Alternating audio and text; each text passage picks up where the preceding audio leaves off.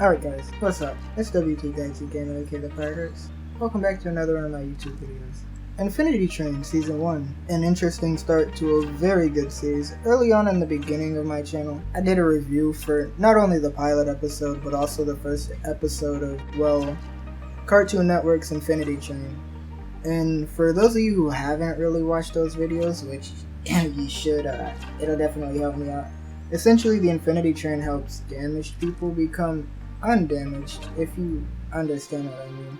With a premise such as that, you could easily see just how many different stories the show would be able to tell. And right from the jump, you could see just what kind of problems the train helps you with. Tulip, who we can see is a very smart girl, a big brain if you will, the total opposite of you small brains who don't subscribe. Her whole reason for being on the train is her family, her mother and father, are going through a divorce, and rather than accept that, which I figure might be hard to deal with, she would rather find a way for things to remain the same. She'd rather not deal with the very, very real and harsh reality that things change, and there's nothing we can do about it. Things change, basically. One of the things that I like about Tulip, other than the fact that she's voiced by Ashley Johnson, one of the voice acting goats from my childhood, she's a fairly resourceful character. We often see her get into trouble and get out in ways that I'm a bucket of keep with you guys. I wouldn't be able to get out of myself.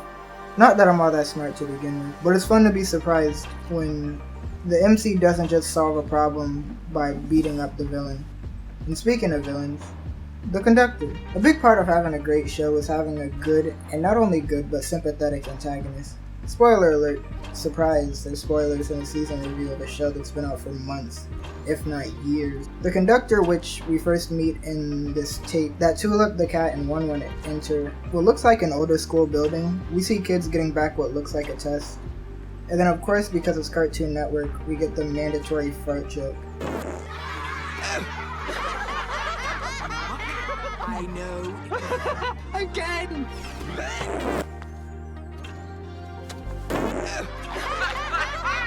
One, did you do that? Yeah, I did! Again! Ball! And also in this scene, we get more hints that One might be more important than we see.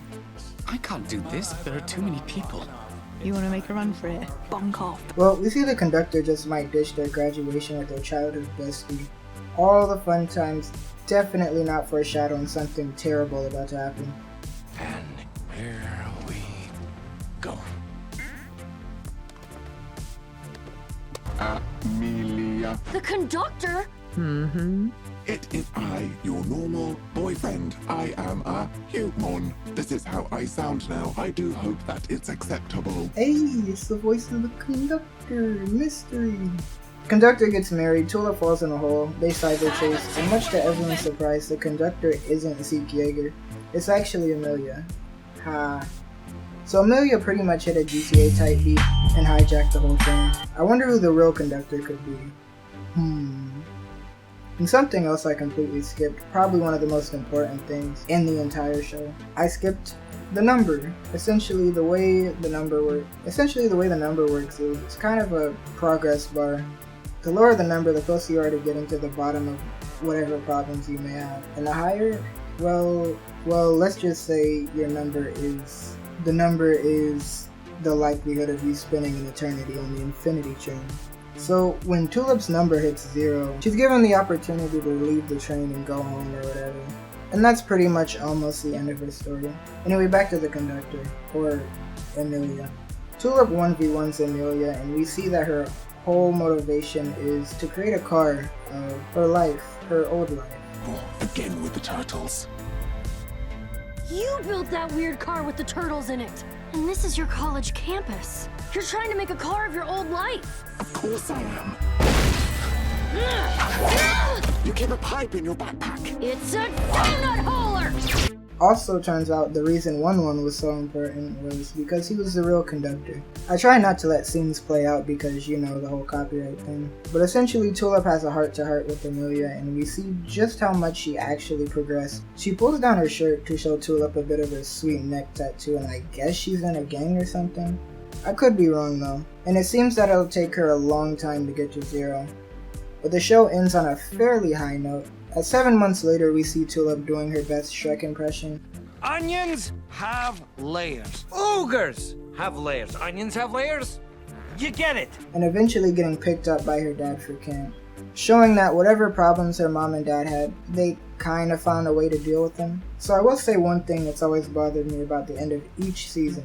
We never really get any closure for the other characters. Tulip, yes, of course, because she's the first, but MT, aka Lake, and Jesse, we get nothing. Dude brought a whole Terminator home and we don't even get to see what happens. Grace, who had one of the best seasons, we don't even get to see people react to her. She's been missing and gone for years, and we don't even get to see pretty much how people deal with that. Anyways, I guess all I have to say about season 1, and oh yeah, please don't cancel this absolute banger of a show. I think it kind of shows peak Cartoon Network in a way, where you can enjoy the show as a little kid, even though it can be kind of horrific sometimes. But it's always better to watch it as kind of a teenager or a young adult, kind of in the way that Avatar gets better with age. And another thing I wanted to address was, in my last video, I forgot to put the comments at the end, so that's a whole my bad. But anyways, if you liked the video, leave a like. If you disliked the video, leave a dislike. See you guys in the next video. Peace, my G's.